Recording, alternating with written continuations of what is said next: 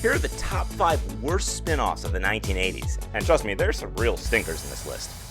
At number 5, it's the Tortellis. This spin-off of the iconic sitcom Cheers followed Carla's ex-husband Nick Tortelli and his new wife in Las Vegas. Here's your honorarium. You have my gratitudium. It was essentially a show nobody was asking for, with characters that nobody really cared about. It wasn't funny, and mercifully, it ended after only 13 episodes.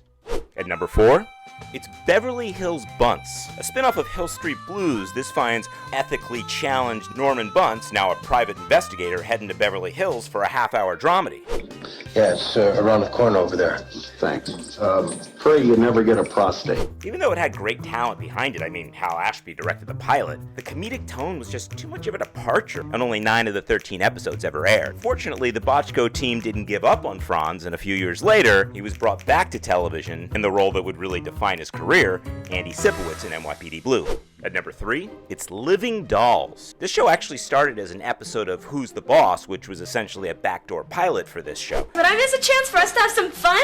Fun? Here? Where Sam's friend Charlie is discovered by a prestigious teen modeling agency and decides to pursue a career in it. Probably the most notable thing about this show is that it's the first credited role for Halle Berry, whose character actually was played by Vivica A. Fox in the backdoor pilot, but taken over by Halle Berry for the formal series. It also featured a young Leah Remini as Charlie in what was also one of her very first roles. Here, let me help you. Thanks. Wow. Ultimately, not only was it not good, but it was also just too much of a departure from the tone and feel of Who's the Boss for the Who's the Boss fans to tune in. And at number 2, it's Joni Loves Chachi. Something magic in the way you hold me in your eyes.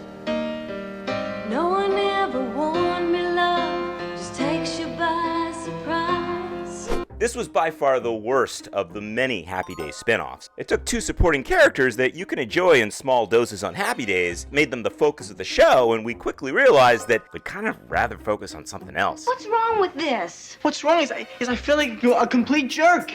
Also, this whole idea of moving to Chicago during the British invasion to pursue a music career. How it lasted 2 seasons, I don't know, but it was just kind of cringeworthy.